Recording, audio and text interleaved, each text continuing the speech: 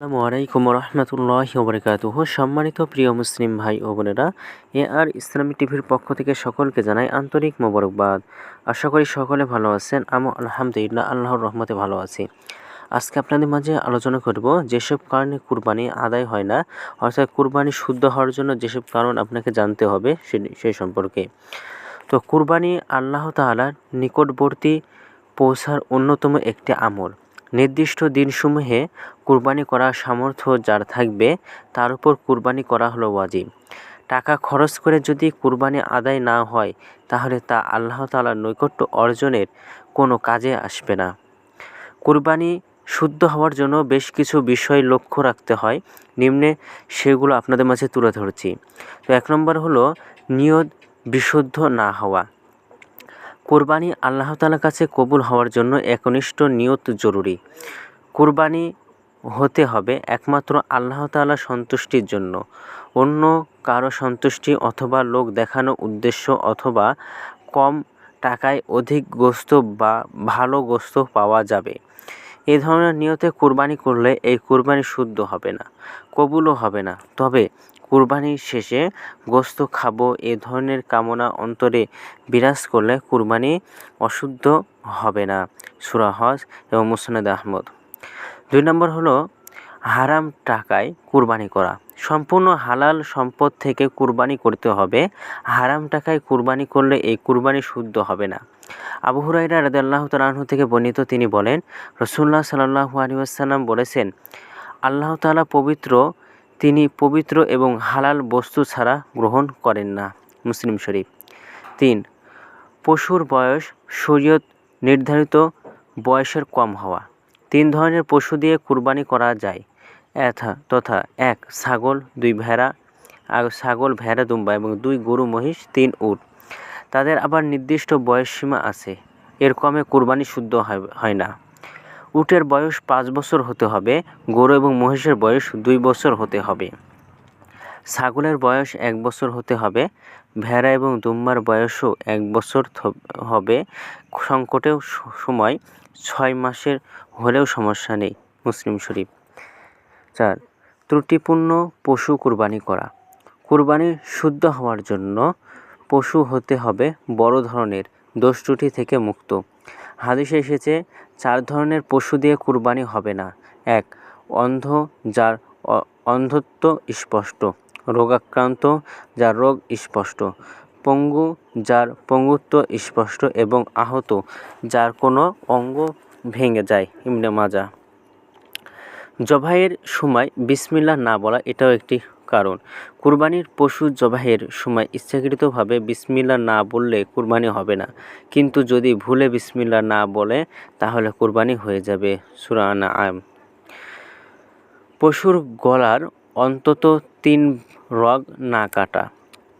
জবাই করার সময় 4টি রগ কাটা জরুরি, তথা 1 কণ্ঠনালী, 2 খাদ্যনালী, 3 2 পাশের মোটা রগ যাকে ওয়াজদান বলা হয়। এই 4টি রগের মধ্যে যে কোনো 3টি কাটা হলে কুরবানি শুদ্ধ হবে। যদি 2টি বা 1টি কাটা হয় তাহলে কুরবানি শুদ্ধ হবে না। হেদায়েত শরীফে এসেছে। এবং শরীরের সংখ্যা নির্ধারণ অশুদ্ধ হওয়া এটাও একটি কারণ। একটি উট অথবা গরু মহিষের সর্বোচ্চ 7 ব্যক্তি কুরবানির জন্য শরীক হতে পারে। মুসলিম শরীফ। ইমাম শাওকানি রহমতুল্লাহ আলাইহি বলেন, হজের কুরবানিতে 10 এবং সাধারণ কুরবানিতে 7 ব্যক্তি শরীক হওয়াটাই সঠিক, এবং কিন্তু মেষ বা ছাগলের ভাগাভাগি বৈধ নয়। আবার বড় পশুতে 7-এর কমে যে কোনো সংখ্যা, যেমন 2, 3, 4, 5, 6 এবং ভাগেও কুরবানি যায়, কিন্তু 7-এর অধিক লোকের শরীকে কুরবানি শুদ্ধ নয়। মুসলিম বাদায়ুসানায়া। শরীকের কুরবানির অর্থ হারাম হওয়া এটাও একটি কারণ, জেনে রাখুন। জেনে শুনে হারাম উপার্জনকারীকে কুরবানির অংশীদার করলে অন্য শরীকদের কুরবানিও সহিহ হবে না। সূরা বাকারা। মুসলিম। তবে বিষয়টি অন্য শরীকদের অজানা থাকলে তাদের কুরবানি হবে, শুধু হারাম টাকার অংশীদারের কুরবানি হবে না। সূরা বাকারা। শরীকের নিয়ত অশুদ্ধ হওয়া এটা সবথেকে বেশি ইম্পর্টেন্ট। ইসলামী শরীয়তের বিধান হলো শরীকের মধ্যে শুধু একজনের নিয়তে গণ্ডগোল থাকলে কারো কুরবানি শুদ্ধ হবে না। এ বিষয়ে ফতোয়ার কিতাবগুলোতে বলা হয়েছে, যদি কেউ আল্লাহ তাআলার হুকুম পালনের উদ্দেশ্য ছাড়া অন্য কোনো উদ্দেশ্যে কুরবানি করে তাহলে তার কুরবানি সহি হবে না। তাকে অংশীদার বানালে শরীকদের কারো কুরবানি হবে না। তাই অত্যন্ত সতর্কতার সাথে শরীক নির্বাচন করতে হবে। বাদায়ুসানায়া। এক্ষেত্রে নিয়ত অশুদ্ধের বিষয়টি অন্য শরীকদের অজানা থাকলে তাদের কুরবানি হবে, শুধু তার শরীক কুরবানি হবে না। সূরা বাকারা। ভাগ বন্টনের গরমিল করা এটাও একটি ইম্পর্টেন্ট বিষয়। কুরবানির পশুতে প্রত্যেক অংশীদারের অংশ সমান হতে হবে। কারো অংশ অন্যের অংশ থেকে কম হতে পারবে না। যেমন কারো আধা ভাগ, কারো 1.5 ভাগ। এমন হলে কোনো শরীকের কুরবানি শুদ্ধ হবে না। বাদায়ুসানায়া। প্রসঙ্গত অনুমান করে ভাগ করা জায়েজ নেই। পা এবং মাথার ক্ষেত্রেও একই বিধান।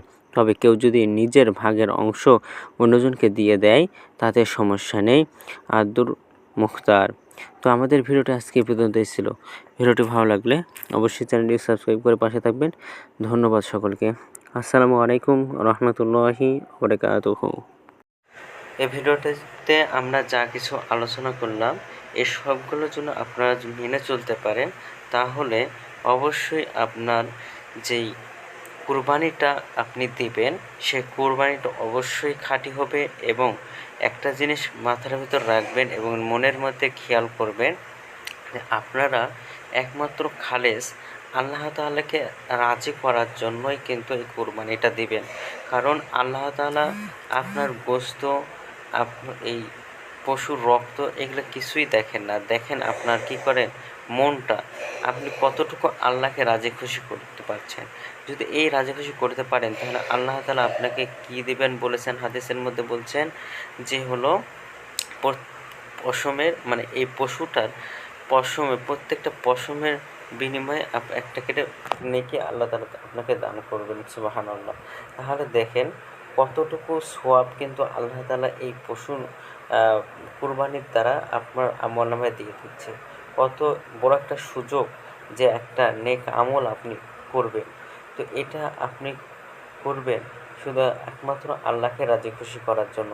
যদি করতে পারেন তো আপনার প্রতি আল্লাহ তাআলার রহমত বর্ষিত হবে এবং দেখবেন যে আল্লাহ তাআলার সাহায্য কোথা থেকে আসছে আপনি নিজেও কিন্তু টের পাবেন না।